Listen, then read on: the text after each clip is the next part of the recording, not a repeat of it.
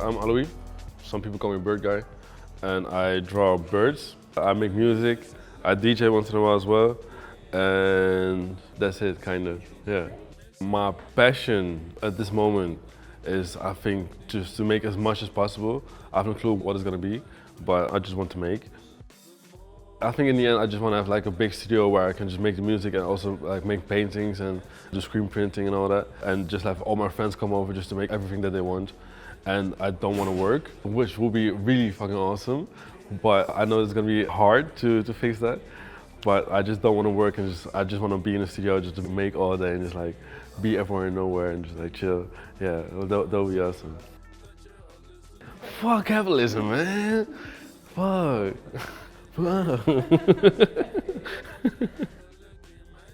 So how I started with the birds was in school once. I was like, okay, let me draw a bird. And the lines of the bird was so easy. So I was like, okay, I'm gonna make a few more. So I think after a month, I had like a pile of maybe 500 or 1,000 birds. And I was like, okay, I'm going out. I'm gonna take some with me and I'm just gonna give them away to people. So I did that for like, I think a few years, maybe 6 years, something like that.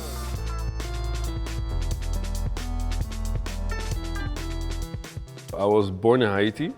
I was raised in Culemborg, so this is a little village 20 minutes away from Utrecht. And I studied in Utrecht, and so I have almost all my friends in Utrecht as well. And almost everything that I do is over here. But for now, I just have to pendle back and forth just to go to sleep. But yeah, I'm here.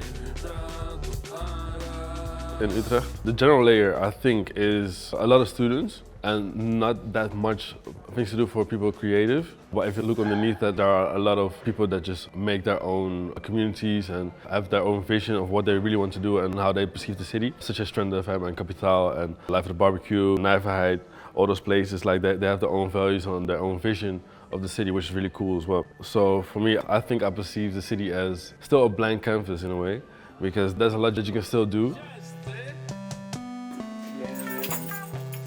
Dat is echt heel eng.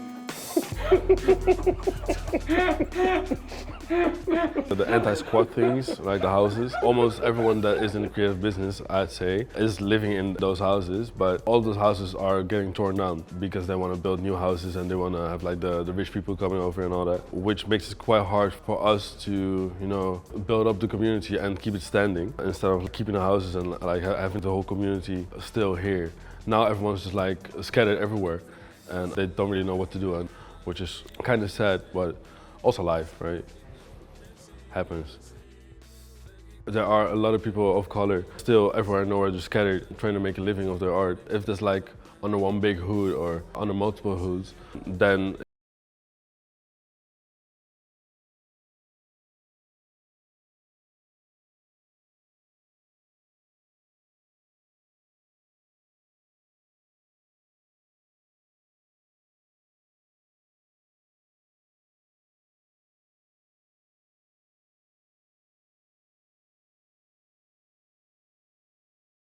so everyone can come here after you've done a workshop. It's kind of my home base. So almost everything that I made with screen printing or like new ideas that I have, most of it comes from here. So also the album that I made along with Nuno of So, I met him here as well. And then I just told him like, okay, I make music, can I maybe drop something at your label? And it's like, yeah, just send me some stuff and I'll look at it, and yeah, and a year later, now it's here. Everyone over here really helped me a lot, just to learn a lot about myself, but also just to learn a lot about the works that people make and the work that I make. That's my crib. Thank you MTV for coming over. You know, but you know, this is it. So I'm gonna see you next time. Wow.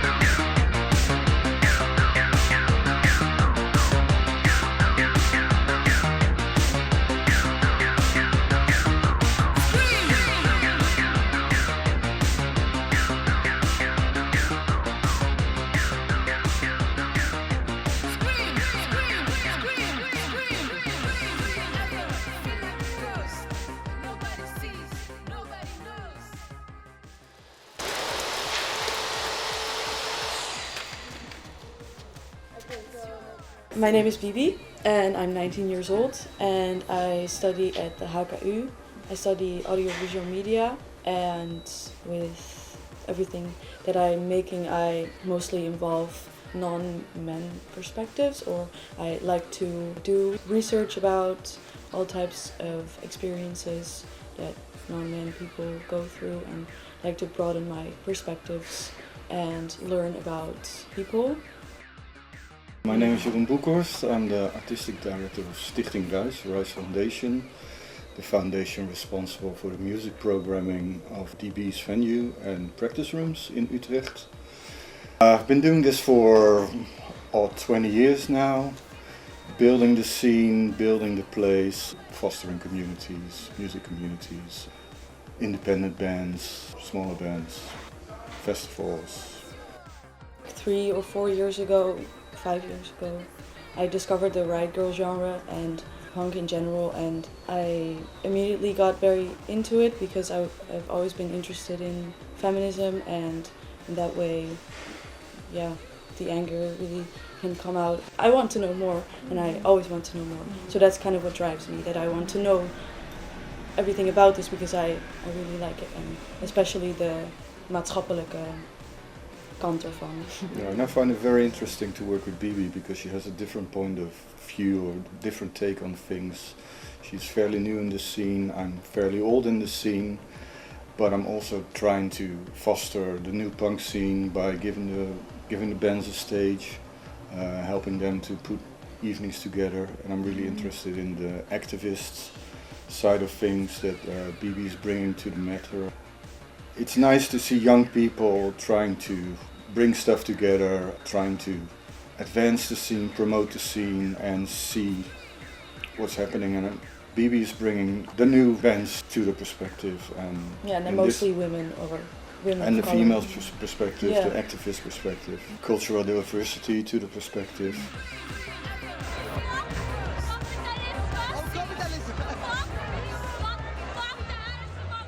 Within the Utrecht scene, I think there are also some bands who are super politically engaged, but not that many. Not that many, like 2 or 3 that come to mind. Maybe even. Which ones? Consensual Baby. Yes, feminist, yeah, feminist activist, yes. I think. But you also have like the fun bands, like No Brains, Ape Shit, you know, and they're more into having fun than. Which is not a bad thing. No, absolutely not. Yeah. I view Utrecht as a city where everyone knows each other. It's like a big village. It's a big village. Like everyone says that Utrecht is a big village, especially when you've lived there for a long time. I was born and raised here, so everyone is really connected, and I think a lot of people go to, at least from my friends and the people that I know, go to kind of the same places. So Echo, Nijverheid, DB's, NAR, De Helling.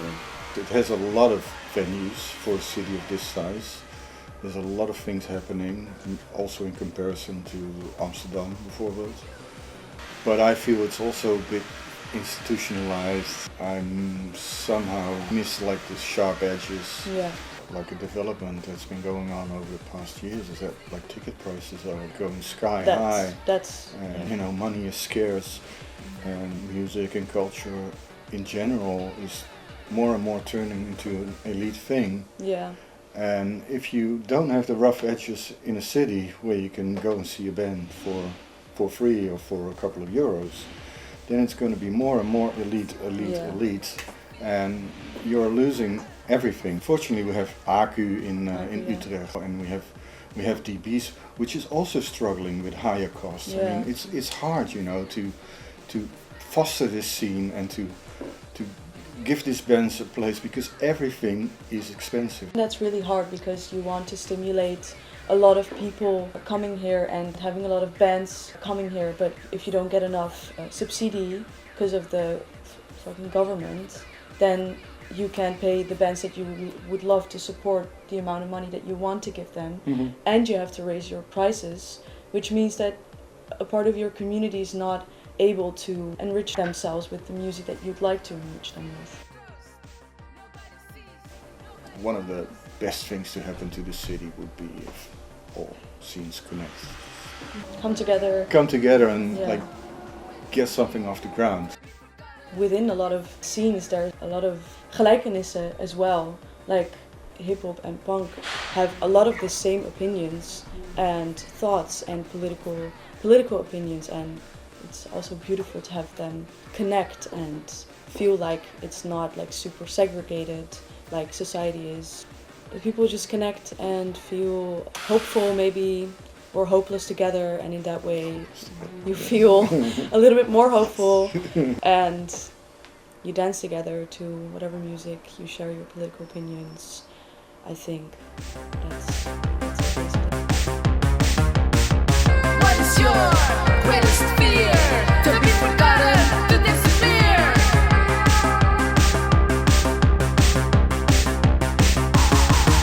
The youth is in despair.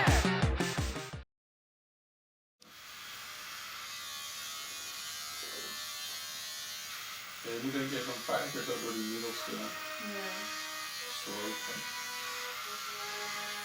Ik kan je met één konken.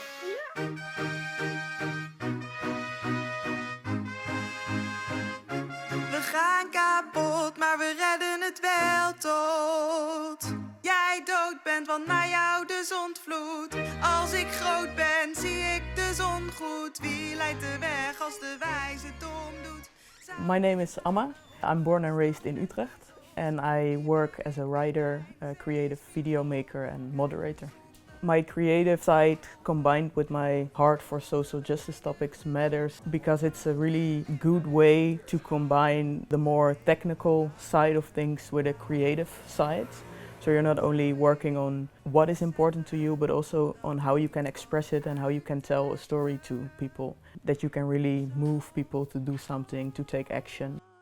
Because I lived in Utrecht my whole life, I've seen it from a lot of different perspectives. I do think that Utrecht, from when my mother was young and studied in Utrecht, it was way more activist than it is now, and the queer and feminist scene were quite booming. And I think all of that calmed down in the last couple of years. But I do see a movement that activism and queer events and BIPOC events are coming back to the city, so I really hope that that goes through and Utrecht will be a place also for the outsiders again. Ja, prima. Gewoon spontaan. Joshua, niet spontaan. I do think Utrecht is creating a lot of spaces for queer people, especially the last few years. I think in nightlife there are coming more and more events centered around queer people. The bookstore we're sitting in here is also a space I think that's very welcoming to queer people. But there are not a lot of spaces in Utrecht that are permanent. I think it's a lot of events, and that's very nice because there once a year you can go there and celebrate your queerness. But then the other 364 days of the year, that event is not there. I hope that the queer events will settle more in Utrecht and it will become more permanent spaces. But I do see that there's more and more coming and more grassroots queer events being organized, and yeah, I like that a lot. The more alternative, creative, queer scene, I really feel like I'm part of the city and not just welcomed or tolerated to be here. So that's why it's important to me. And I think that's also something what's interesting and special about Utrecht, that it's a very welcoming and safe space for a lot of people, but it's also very wide. And I think the good thing about the alternative scene is that queer people and BIPOC people are more invited in and are part of the scene more than are just watching from the sidelines. If you compare Utrecht to Rotterdam or Amsterdam, those cities are, if you walk on the streets, there's a lot more color to see, and I think they are more diverse, but it's also more aggressive towards a lot of people. And in that way, Utrecht is a nice place, I think, because it's very non-aggressive in a lot of ways, but sometimes that's not enough. The beauty, the structure, the face, the eyes, the nose, the lips, the face, the beauty, structure. I do think that the queer scene and the activist scene do have an impact on the larger city of Utrecht. I think because there's a lot of visibility of queer events or protests in the city, that can definitely help to change people's view on things. And I also do see that, for example, being queer and having queer events is more normalized. Although I also think maybe there aren't a lot of shared spaces. It's kind of separated still. That makes it harder for the larger population of Utrecht to really see what's happening. But I do think and hope that those two streams can connect somehow. To bring people together, I think it's very important that the different groups both feel invited and safe in a space or an event. There are a lot of different types and kinds of people with different backgrounds, and how can you make a place welcoming to all people? You really have to invest in talking to people and hearing what their needs and wishes are. And with that information, I'm sure you can create something that works for a lot of different people. The past few years, people are feeling more and more that something needs to change, especially young people who do see that there's still a lot of fights left to fight for queer people and for people of color. And I do see that activism is getting a boost again.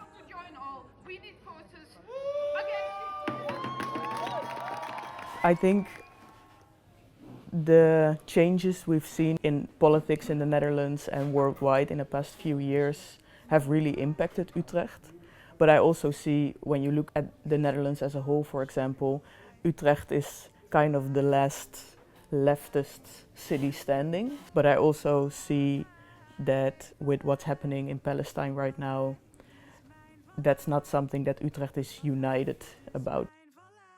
One of my hopes for the creative and activist scene in Utrecht is that they will have more spaces in the future to come together and to make plans, to share and also to heal. So I really do hope that there will be more and more spaces where people come together. I think that's very important. Nooit meer zo zijn.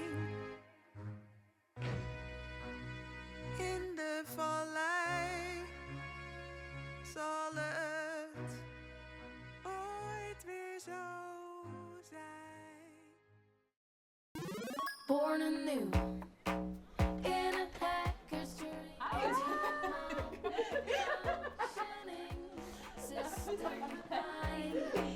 In sync with all what's circling around here. Who am I? Hi, my name is Sab. Mainly I'm a musician, but I'm also an all-around artist. I do everything. My main project is 45 Acid Babies, and I also play in Foes, Loveless, Judy Blank, Plastic Persoon. I play everything. I love everything. I love art. Thank you. My mission right now is to paint the world pink. That means building a safe space for people who don't feel safe or welcome in the norms now. So I want to build a tiny universe where everything is fluffy and people have the space to create a character they want to be or who they are really inside and let it flourish. I want them all to become their own superhero. I think it's important to see bands like 45 Acid Babies because there's a lot of guitar noise coming from the stage, but there's also a little pink-haired girl in front of it. And I think if tiny me, young me would have seen that, she would be like, oh my god, what the fuck is happening?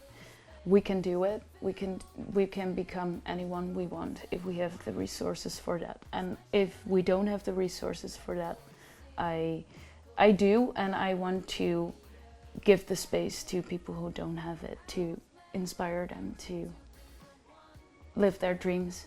I have been living in Utrecht for some time now. I moved back after being away for a while, and I was really happy with moving back because I went to Rotterdam, and Rotterdam is really raw and I'm kind of sweet and I felt kind of exposed to a pretty hard punk scene there, and I felt too tiny and breakable and stuff. So when I went back here, it felt like a warm bath. When I first moved here, I went to the Herman Brood Academy and I met a lot of sweet people who gave me space to become who I am, like art-wise, but also like a person.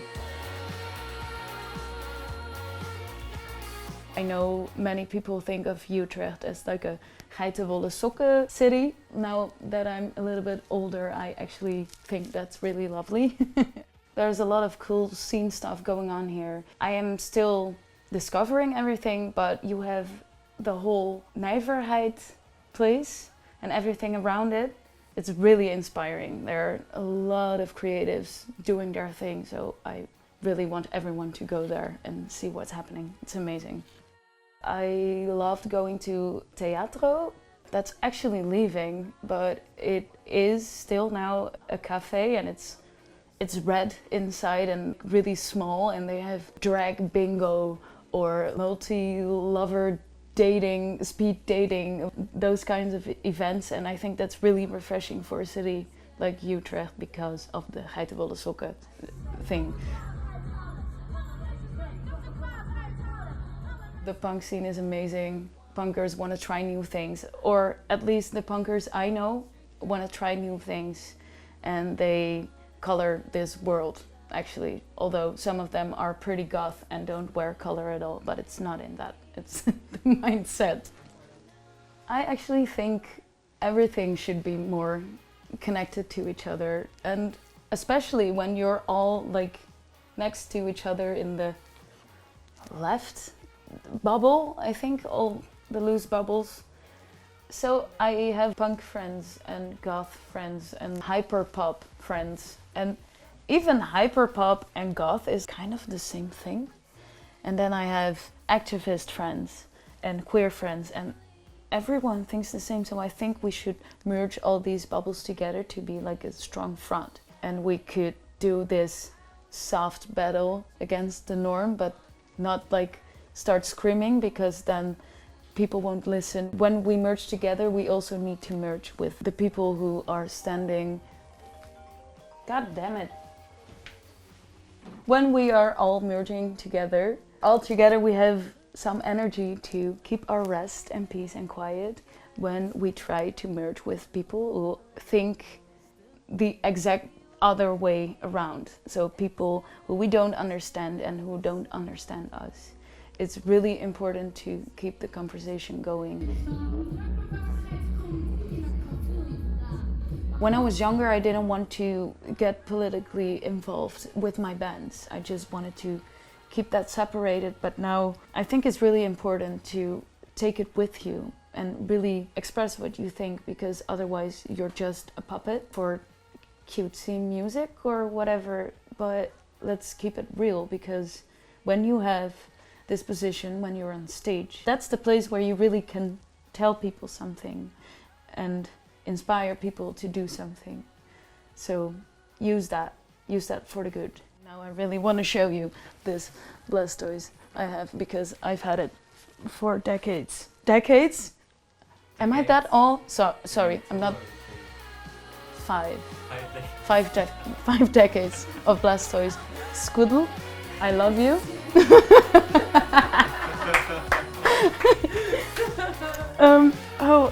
I'm grabbing more things.